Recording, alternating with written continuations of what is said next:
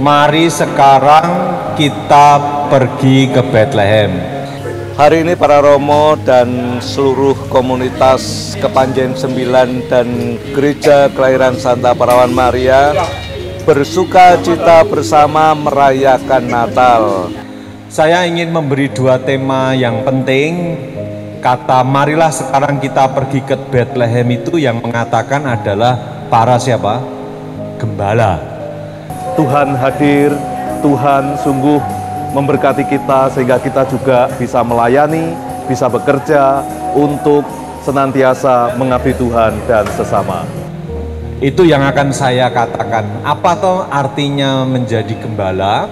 Natal menghadirkan sukacita dan harapan. Natal membangun kebersamaan dan terutama juga Natal memberikan kesempatan kepada seluruh komunitas Kepanjen 9 dan gereja ini untuk selalu bersyukur atas karya dan kehadiran Tuhan di dalam komunitas tercinta ini.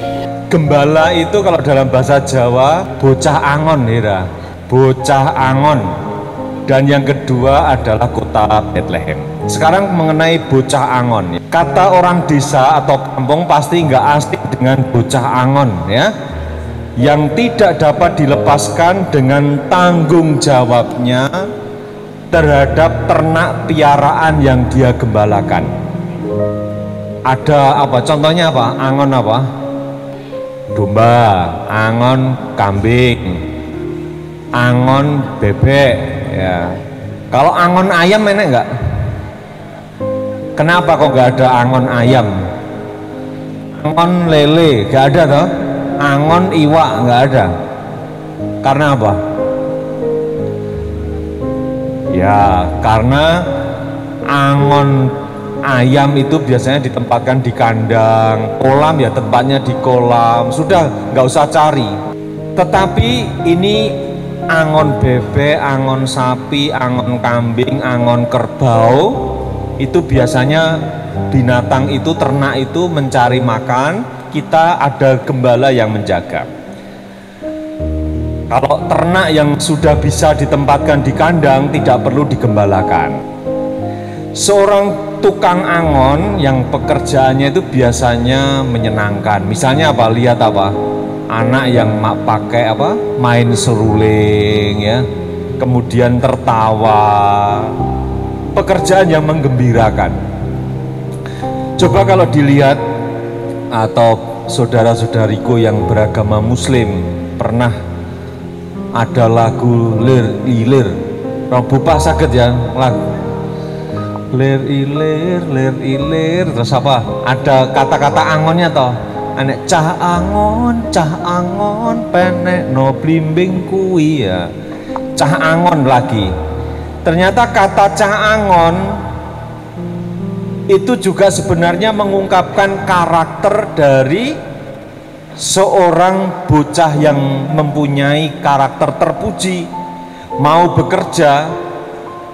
Nah, bocah angon adalah karakter dari orang yang mempunyai jiwa mengasuh. Kita renungkan ya, siapa dari kita ini mempunyai jiwa pengasuh? Saya kira kita semua. Contoh ya, ibu-ibu perawat ini.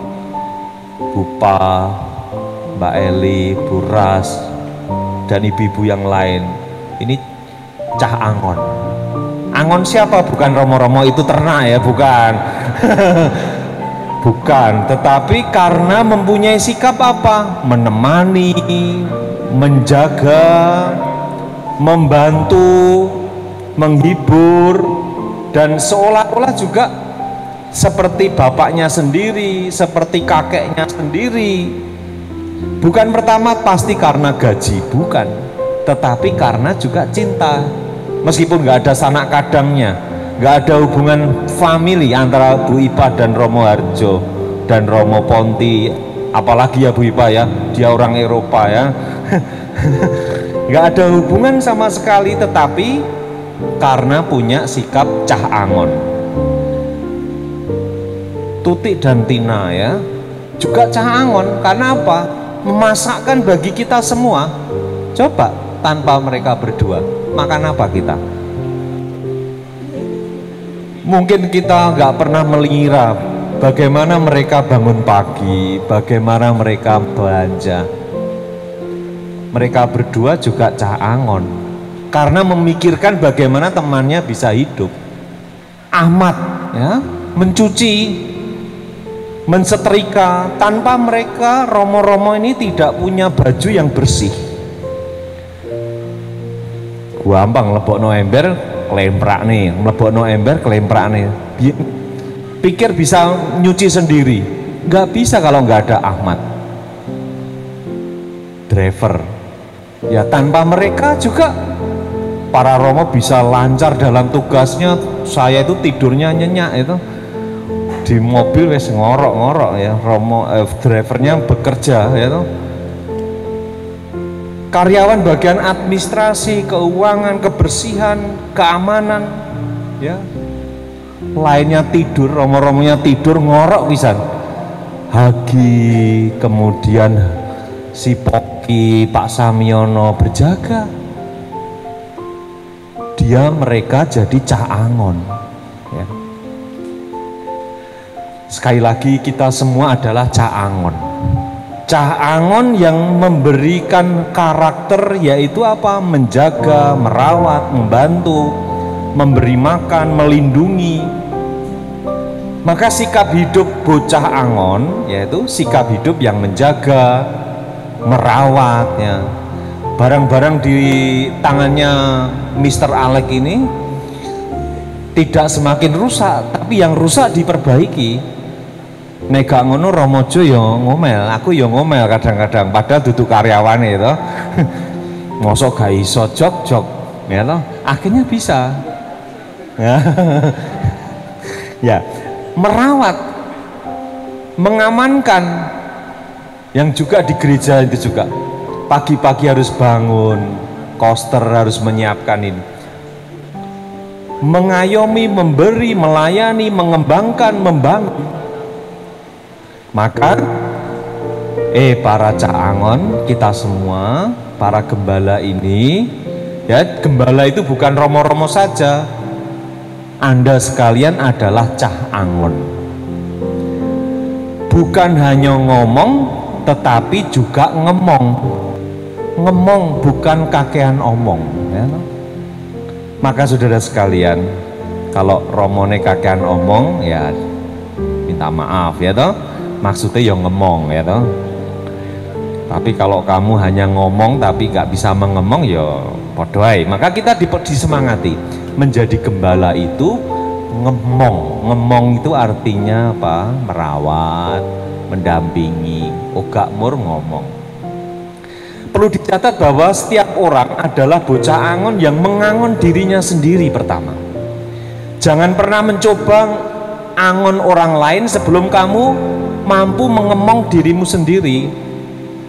Maka saya kalau di seminari itu mengatakan pada frater, jangan minta tabisan kalau belum bisa ngemong dirimu.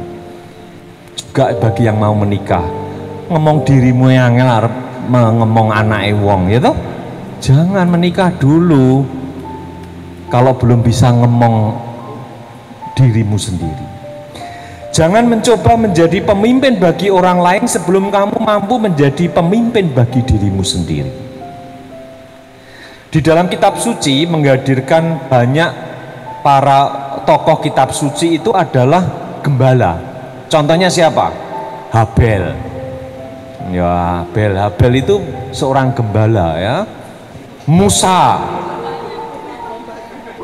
Daud, itu semuanya gembala. Dalam budaya Yahudi seringkali orang tidak menganggap peran pekerjaan gembala domba. Tugas itu biasanya diberikan kepada anak perempuan dan anak bungsu, gak dianggap. Banyak orang menganggap remeh. Bahkan dalam budaya Yahudi seorang gembala itu tidak mempunyai hak di pengadilan, tidak bisa bersaksi. Namun tidak demikian dengan Allah. Allah itu mempunyai cara pandang lain. Bocah angon itu menjadi saksi kelahiran sang penyelamat. Gembalalah yang mengatakan mari pergi ke Bethlehem. Allah justru memilih cah angon, para gembala. Karena apa? terpercaya dalam cinta dan pelayanannya. Mereka mampu bertanggung jawab dalam menjaga, melindungi domba-domba ketika ada bahaya. Namun, gembala itu tidak selalu di depan, tetapi kadang-kadang di belakang, menuntun. Dia memeriksa jalan yang akan dilewati domba-dombanya, mengalami, mempelajari terlebih dahulu. Domba itu seringkali bandel dan juga bodoh, ingin tahu aja, keras kepala, ingin mencari jalannya sendiri. Gembala mengenalinya dan sabar. Cah Angon tadi, gembala tadi, selalu memberikan yang terbaik bagi domba-dombanya, kadang menggendongnya. Sekarang kita bertanya pada diri kita, apakah aku sudah menjadi Cah Angon dalam hidupku sehari-hari? Tidak harus sudah menikah, kita semua tanpa kecuali. Sudahkah aku menjadi Cah Angon yang tidak hanya memikirkan kepentinganku sendiri? Yang kedua sekarang Bethlehem. Nama Bethlehem dibaca menjadi Bait Lehem dalam bahasa Ibrani, artinya rumah roti. Bisa jadi menjadi nama tempat kelahiran Yesus yang adalah roti hidup. Ya, Bethlehem berarti kalau itu tadi rumah roti, berarti roti itu adalah Tuhan sendiri, berarti rumah Tuhan. Ya, jadi Bethlehem itu menjadi simbol keluarga. Maka Natal itu seringkali dikaitkan dengan pesta keluarga, di mana ada rasa aman, nyaman, kasih, pengampunan, kegembiraan, sukacita, saling membantu. Gak peduli itu rumah kontrakan, rumahmu asli, rumah pondokan, sama, tidak mengurangi kegembiraan, sukacita. Nah, ketika merayakan Natal, kelahiran Yesus, kita ini diundang untuk merenungkan rasa syukur, terima kasih atas keluarga kita masing-masing. Kita tergoda untuk hanya mencari apa yang kadang sementara, kesenangan belaka, harta milik sementara, terus-menerus nggak akan puas. Namun kita perlu memberi makan rohani kita supaya keluarga kita ini juga mengalami kedamaian. Semua agama mempunyai cara-caranya, cara beribadatnya masing-masing, cara hidup yang baik, cara berdoa, mungkin juga bagaimana mempunyai sistem ajarannya sendiri. Tetapi yang perlu adalah Allah lah yang esa, Allah yang hanya satu itu yang memberi sumber kehidupan, kepuasan bagi kita, gak ada yang lain. Allah memberikan kepuasan rasa lapar, kehausan kita dengan anugerah yang berlimpah. Mari saudara sekalian, setelah tadi menjadi Cah Angon, kita membangun Bethlehem di tempat kita masing-masing, di keluarga, di tempat kerja, dimanapun tempat. Tidak hanya memikirkan kepentinganku, keinginanku. Kita semua berjuang untuk keluarga. Kadang lama nggak ketemu keluarga, ya seperti ibu-ibu dan yang masak ini, Mbak Tuti, Bu Ipa, ya, Bu Ras, meninggalkan keluarga. Jati, ya, Aan, ya, siapa lagi ya, Alex, ya, ya, kita semua mengingat keluarga kita. Mereka sungguh mencintai keluarga mereka. Mari kita doakan mereka. Kita bersyukur masih ada keluarga dekat kita. Mereka ini jauh dari keluarganya, semoga juga diberkati keluarga-keluarga mereka. Mari kita jadi Cah Angon, mari kita pergi ke Bethlehem. Amin.